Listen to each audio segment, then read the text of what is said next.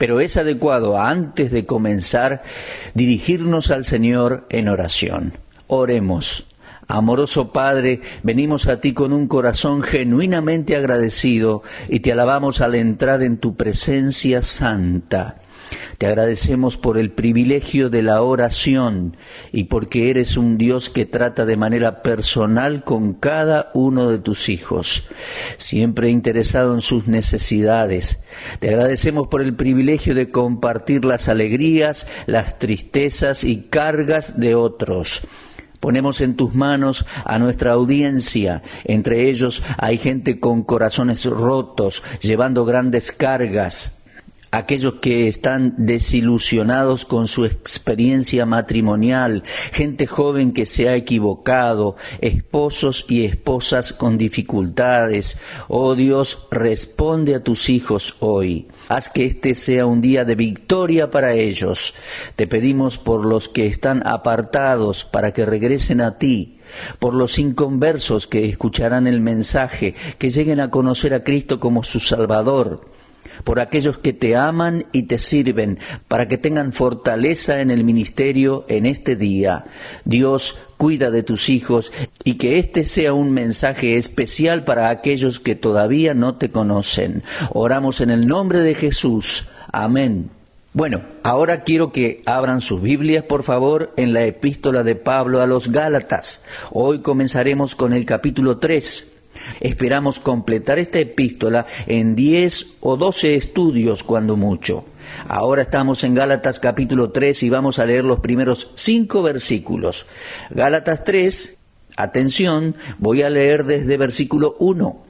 Oh Gálatas insensatos, ¿quién os fascinó para no obedecer a la verdad? A vosotros, ante cuyos ojos Jesucristo fue ya presentado claramente entre vosotros como crucificado. Esto solo quiero saber de vosotros. ¿Recibisteis el Espíritu por las obras de la ley o por el oír con fe? ¿Tan necios sois? Habiendo comenzado por el Espíritu, ¿ahora vais a acabar por la carne? ¿Tantas cosas habéis padecido en vano, si es que realmente fue en vano? Aquel pues que os suministra el Espíritu y hace maravillas entre vosotros, ¿lo hace por las obras de la ley o por el oír con fe? El argumento de Pablo en estos versículos acerca de la experiencia de los cristianos gálatas forma la introducción inmediata al tema de la justificación por la fe. Habiendo reivindicado su autoridad apostólica en los primeros 2 capítulos, ahora Pablo procede a la discusión doctrinal. La discusión personal lo llevó a exponer respecto a la doctrina. El hecho de haber sido reconocido por los otros apóstoles y de haber reprochado a Pedro sobre su conducta, le dio a Pablo la oportunidad de exponer claramente su argumento sobre la doctrina de la justificación por fe. Este es el gran tema establecido en los 2 capítulos que ahora vamos a considerar, Gálatas capítulo 3 y capítulo 4. Los predicadores, los maestros de escuela dominical y todos los estudiantes de la Biblia serán muy bendecidos al estudiar cuidadosamente este argumento en defensa de la obra completa que el Señor Jesucristo hizo para salvar a los pecadores. Obra a la cual absolutamente nada puede añadirse, porque no es necesario. Pablo desarrolla aquí un argumento en 3 partes y quiero darles 3 palabras que les ayuden a captar el punto central de este argumento. Esas 3 palabras son experiencia, ejemplo y explicación. Pablo comienza con un lenguaje inusualmente severo. Les dice a estos cristianos, oh Gálatas insensatos, ¿quién os fascinó para no obedecer a la verdad? A vosotros, ante cuyos ojos Jesucristo fue presentado claramente entre vosotros como crucificado. Esta es una forma de lenguaje bastante fuerte, pero los hombres que venían de Jerusalén se habían introducido entre los Gálatas y les enseñaban que ellos no podían ser salvos a menos que se circuncidaran y guardaran la ley de Moisés. Los Gálatas, que ya se habían convertido, parecían estar atraídos por esta nueva enseñanza, pero no tenían excusa, ya que la muerte sustitutoria de Cristo en la cruz había sido expuesta con mucha claridad ante sus mismos ojos y entendimientos. Ahora, Pablo no estaba insinuando que los Gálatas eran naturalmente insensatos. Pero en su corazón había tristeza e indignación porque él mismo les había retratado gráficamente los sufrimientos y la muerte del Salvador como el único remedio para los pecados del mundo. Y habían fallado ellos en usar su poder de percepción. O para decirlo con palabras más modernas, ellos no estaban usando sus cabezas. Ahora, ¿era este tema tan serio como para provocar en Pablo este arrebato de pasión? Sí que lo era. ¿Y qué los llevó a hacerlo? Bueno, ciertamente él estaba preocupado por ellos. Y recordemos que toda la Escritura es inspirada por Dios, Pablo estaba escribiendo solo lo que el Espíritu Santo le inspiraba a escribir. Así que, si la forma de expresarlo es un poco severa para algunos creyentes o algunos oyentes que nos están escuchando ahora, mantenga en mente que lo que estamos presentando es lo que fue divinamente inspirado por el Espíritu Santo y transmitido a la mente del apóstol Pablo. Le pregunto, ¿qué mente santa podía evitar la indignación al descubrir que aquellos que habían escuchado el Evangelio predicado con tanta claridad estaban ahora considerando rechazarlo o abandonarlo? Eso hubiese sido suficiente para sacudir a cualquier predicador. Pablo les había predicado los sufrimientos de Cristo como un testigo presencial y ahora ellos lo estaban olvidando tan rápido. Cuando un marinero pierde de vista a su estrella guía, el barco puede entrar en aguas extrañas. La cruz, mis amigos, es la fuerza central de la cristiandad. Cuando uno la pierde de vista o cuando la minimiza, entonces la cristiandad declina. Actuamos con insensatez cuando sacamos nuestros ojos del Señor Jesucristo, quien nos compró con su preciosa sangre. Apelando a la experiencia de los Gálatas, Pablo continúa interrogando. La segunda de sus preguntas está en el versículo 2.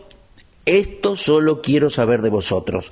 ¿Recibisteis el Espíritu por las obras de la ley o por el oír con fe? Cuando ellos oyeron y creyeron al Evangelio de la gracia de Dios que Pablo predicaba, recibieron el Espíritu Santo. El don del Espíritu Santo es dado por Dios a aquellos que reciben a Cristo por fe. Ellos sabían que el Espíritu Santo no les había sido otorgado por realizar un cierto número de obras. Era evidente que todas las obras requeridas por la ley habían dejado a los Gálatas sin ningún apoyo y más aún, perdidos en sus pecados. Es verdad que el hombre quiere hacer todas aquellas cosas que le atraen y que están dentro de su plan de vida, pero las obras de la ley son obras muertas. Esto lo leemos en Hebreos 6:1 y 9:14. Y las obras todavía están bajo maldición, porque Gálatas, capítulo 3 y versículo 10, dice, porque todos los que dependen de las obras de la ley están bajo maldición, porque escrito está, maldito todo aquel que no permaneciere en todas las cosas escritas en el libro de la ley para hacerlas. Subraye por favor la frase, en todas las cosas. En Romanos 3:20 se nos dice, ya que por las obras de la ley ningún ser humano será justificado delante de él, porque por medio de la ley es el conocimiento del pecado. Mientras que la ley requiere obras, la gracia requiere fe. Si la gracia demandara obras, dejaría de ser gracia. Cuando un cristiano analiza su propia experiencia cristiana, debe admitir que cuando creyó en el Señor Jesús, recibió el Espíritu Santo, y esto no fue sobre la base de mérito personal. Tanto Pedro como Pablo habían sido testigos de la obra del Espíritu Santo en las vidas de los gentiles no circuncidados que habían creído. Y ahora Pablo defiende la justificación por la fe sobre la base de esta experiencia en la vida de los cristianos gálatas. Ahora pasemos a la tercera pregunta, y está en el versículo 3. Dice Pablo, ¿tan necios sois? Habiendo comenzado por el Espíritu, ¿ahora vais a acabar por la carne? El argumento de Pablo es razonable, ya que existía una inconstancia extraña entre el comienzo de sus vidas cristianas y su continuidad. En el versículo 2, Pablo habla acerca de la venida del Espíritu Santo a los corazones de los Gálatas cuando creyeron. Pero aquí, en este versículo, él está hablando de la obra de santificación del Espíritu en sus corazones como creyentes, como santos, como hijos de Dios. ¿Observan, amados? Hay una diferencia. La entrada del Espíritu ocurre en el momento de nuestra salvación, en el momento de creer. Pero la llenura del Espíritu está relacionada a nuestra santificación práctica. Era insensato que los gálatas pensaran, aún por un momento, que la obra que Dios había comenzado en sus corazones por el Espíritu pudiera ser perfeccionada por la carne. La carne es débil y enfermiza, de acuerdo a Romanos 6:19, y es el refugio de lo malo, según Romanos 7:18. Es muy insensato que los creyentes crean que pueden esperar algo bueno de la carne, y aún todos nosotros hemos sido culpables de esto en algún momento de nuestras vidas, Hemos aceptado a Cristo por fe y nacemos de nuevo espiritualmente por el poder sobrenatural del Espíritu Santo. Pero frecuentemente nos apropiamos de una vida de comodidad, haciendo aquellas cosas que no son convenientes, o trabajamos intensamente con la energía de la carne tratando de lograr cosas para Dios en nuestras propias fuerzas.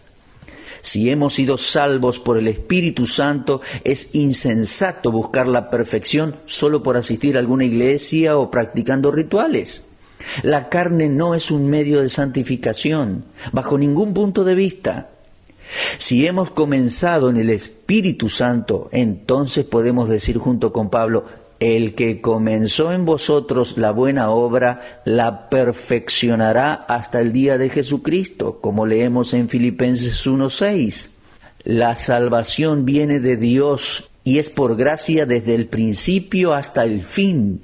Creo que el cristiano más engañado que yo haya conocido es el que siente que debe hacer algo para guardar su salvación. Somos salvos por gracia y permanecemos en la gracia. Romanos 5, versículos 1 y 2 dice, justificados pues por la fe tenemos paz para con Dios por medio de nuestro Señor Jesucristo, por quien también tenemos entrada por la fe a esta gracia en la cual estamos firmes y nos gloriamos en la esperanza de la gloria de Dios. Hace muchos años Dios me salvó por su gracia y por todos estos años he permanecido en la gracia. Yo no puedo mantenerme salvo por mi propia fuerza. Ahora, avanzando a la cuarta pregunta, continúa desarrollando Pablo el argumento basado en la experiencia de los Gálatas. Versículo 4, pregunta, ¿tantas cosas habéis padecido en vano, si es que realmente fue en vano? Aparentemente los Gálatas, como muchos otros cristianos en los primeros tiempos de la Iglesia, sufrieron por ser fieles a Cristo. Fueron perseguidos. La persecución está registrada en Hechos capítulo 14, en los primeros 7 versículos. Y nuevamente leemos acerca de eso en Hechos 14, versículos 19 y 22. Ellos permanecieron firmes pese a haber sido criticados y acusados de dejar su religión nativa o antigua. Pero entonces, ¿había sido su sufrimiento un error? ¿Estaban equivocados de ser fieles a Cristo? ¿O su identificación con Cristo era solo un fingimiento? ¿No era algo real? Ahora, si ellos regresaban a aquellas cosas que habían abandonado y que al hacerlo les sobrevino persecución, Pablo podía cuestionar la sinceridad de la profesión de fe que habían hecho. Si por el Evangelio de la Gracia había valido la pena sufrir, entonces, ¿por qué dejarlo? Es una buena pregunta. ¿Y qué desafío les plantea Pablo? Pero había una duda en la mente de Pablo, que les hubiera predicado el Evangelio en vano y de que ellos hubieran creído en vano, como lo expresa en el versículo 4. ¿Tantas cosas habéis padecido en vano? No obstante, Pablo se aferra a la esperanza, trayendo al presente a aquellas primeras experiencias de los Gálatas. Y dice algo así, me es difícil creer que ustedes no fueron verdaderamente convertidos a Cristo y que se dejen influenciar por enseñanzas falsas. Yo deseo verlos libres de enseñanzas falsas. Pablo asume aquí que la fe de ellos era genuina y espera sacarlos de los efectos de la falsa enseñanza. Él se negaba a creer que ellos fueran como aquellos que estaban perdidos o que habían creído falsamente y que no tenían una fe genuina en Cristo. Pablo no quería creer eso. Él quería aceptar el hecho de que los Gálatas habían sinceramente nacido de nuevo. Finalmente Pablo tendrá un último cuestionamiento para ellos. Usted habrá visto que en estos 5 primeros versículos hay una pregunta en cada uno. La pregunta del versículo 5 es esta: aquel pues que os suministra el Espíritu y hace maravillas entre vosotros, ¿lo hace por las obras de la ley o por el oír con fe? Ciertamente no sabemos a qué milagros se refiere, porque no se nos dice en el texto, y no es sabio especular al respecto. A menudo nosotros intentamos leer entre líneas y tratamos de ejercitar lo que se llama nuestra imaginación santificada para arribar a conclusiones en asuntos en que la Biblia guarda silencio. Ahora, mi forma de pensar, mi principio al estudiar la Biblia es este: donde la Biblia guarda silencio, es bueno para mí permanecer en silencio. Ahora, puedo hacer preguntas, sentarme y compartir con mis hermanos en Cristo sobre pasajes que no son claros, pero no me agrada ser dogmático donde la Biblia no es específica. Por lo tanto, repito, no puedo estar seguro de cuáles eran los milagros a los que Pablo se refiere en el versículo 5. Pueden referirse a alguna maravilla física, algún milagro, o también a los milagros de regeneración, vidas transformadas por el Espíritu Santo en medio de ellos. En verdad no interesa mucho. El punto importante es este: los dones de Dios concedidos a los creyentes nunca pueden ser atribuidos al hombre. Ese es el centro del argumento aquí. El Espíritu Santo no solo es concedido para nuestra salvación, sino también para que habite en nosotros como hijos de Dios. Y la obra del Espíritu Santo no termina con nuestra salvación. También se ocupa Él de suplir todas las necesidades de la nueva vida que tenemos. Es por eso que exhortamos a los cristianos en todo lugar a practicar la presencia del Espíritu Santo que vive en cada uno de nosotros. Cada hijo de Dios tiene el Espíritu Santo habitando en él. 1 Corintios 3:16, 6:19 y 20, Romanos 8, versículo 9, aclaran que cada hijo de Dios tiene el Espíritu Santo en él. Usted no recibe el Espíritu Santo posteriormente a su salvación, sino en el momento en que nace de nuevo, en el momento en que recibe a Cristo. Ahora, la respuesta a esta pregunta del versículo 5 era inevitable. Cuando los Gálatas vieron a Pablo y Bernabé haciendo milagros, ellos sabían que el poder venía de Dios y que las bendiciones del Evangelio eran otorgadas a aquellos que respondían con fe. En Hechos capítulo 14, versículos 8 al 15 vemos eso. Abundantes bendiciones espirituales habían llegado a ellos por gracia y a través de la fe. Mi amigo, todos los creyentes somos salvos y fortalecidos por el Espíritu Santo a través del favor inmerecido de Dios. Si retrocede algunas páginas en su Biblia, usted se encontrará en Efesios capítulo 3 y versículo 16. Allí encontramos este pensamiento. Permítanme leérselo. Voy a comenzar la lectura con el versículo 14 y dice: por esta causa doblo mis rodillas ante el Padre de nuestro Señor Jesucristo, de quien toma nombre toda familia en los cielos y en la tierra, para que os dé, conforme a las riquezas de su gloria, el ser fortalecidos con poder en el hombre interior por su Espíritu. Yo fui salvo por la obra del Espíritu Santo. Él habita en mí, y día a día disfruto y experimento su fortaleza. Las obras de la carne nunca pueden guardar el andar de un hijo de Dios. Y es en este punto que muchos cristianos tienen problemas. Y el problema doctrinal puede resultar en problemas emocionales, en problemas espirituales. Amado, cultive el concepto de que el Espíritu de Dios vive en usted y que Él está allí para ministrar sus necesidades diarias. Aproveche su presencia en su vida.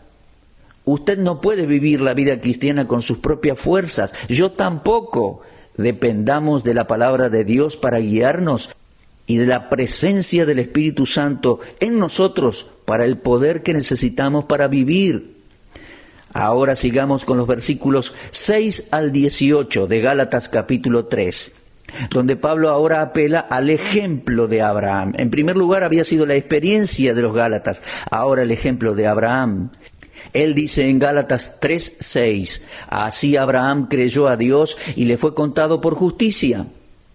Esto significa que Abraham creyó a Dios y regresa a la palabra creer. Su fe le fue contada por justicia. Dice entonces en versículo 7 que los que son de fe, estos son hijos de Abraham. Pablo había estado argumentando respecto a la justificación por la fe. Comenzó su argumento mostrando la experiencia de los Gálatas en versículo 1 al 5, como le decía. Ahora él continúa el argumento mostrando que el principio de fe no es algo nuevo, sino que estaba en los planes de Dios para bendecir a su pueblo en cualquier época. Y el personaje del Antiguo Testamento que Pablo elige es Abraham. Regresa a Abraham para probar su argumento porque Abraham era el padre de los judíos, de los hebreos. Observe una vez más el versículo 6. Así Abraham creyó a Dios y le fue contado por justicia. Pablo está citando aquí Génesis capítulo 15 y versículo 6. La referencia a Abraham como un ejemplo es muy significativa. Los maestros judíos señalarían con orgullo a Abraham como el fundador y el padre de su nación y el canal de las bendiciones espirituales. Sí, tal razonamiento en la mente de los judíos fue anticipado por Pablo, quien prosiguió para probar que sólo aquellos que viven por el principio de la fe son los verdaderos hijos de Abraham y los herederos de las bendiciones prometidas a través de Abraham. Porque al principio Abraham era un gentil, a quien Dios le dio la promesa 430 años antes que Dios diera la ley a Moisés. Por lo tanto, Abraham fue declarado justo por la fe, no por obras de la ley, que vino 430 años después. Mi amigo, ningún hombre es declarado justo por sus propias obras. La justicia viene solo por la gracia de Dios y a través de la fe. Por fe Abraham comenzó, por fe avanzó, por fe buscó una ciudad cuyo constructor y arquitecto era Dios. Por fe él sacrificó a Isaac. Por fe no dudó por incredulidad de la promesa de Dios, sino que se fortaleció en fe dando gloria a Dios, plenamente convencido de que era también poderoso para hacer todo lo que le había prometido. Eso lo podemos leer en Romanos 4, versículos 20 y 21. Y algo más, Abraham creyó a Dios antes de ser circuncidado, y por gracia fue declarado justo. Fue solo la palabra de Dios que hizo que Abraham continuara creyéndole a Dios. Y en cuanto a nosotros, es nuestra aceptación de la palabra de Dios con respecto a su plan de salvación a través de la fe en el Señor Jesucristo que nos declaró justos. Oh querido amigo, confío que usted haya podido entender esta importante lección, que ser justificado delante de Dios es la obra de la gracia de Dios por la fe en la obra terminada del Señor Jesús en la cruz. Bueno, veo que nuestro tiempo se ha terminado por hoy. Y este estudio se está haciendo cada vez más interesante e informativo a medida que avanzamos, ¿verdad? Confío que esté siendo de bendición para usted. Si Dios quiere, estaré de regreso a esta misma hora. Será hasta entonces. Y mientras tanto, fortalézcanse en la gracia del Señor.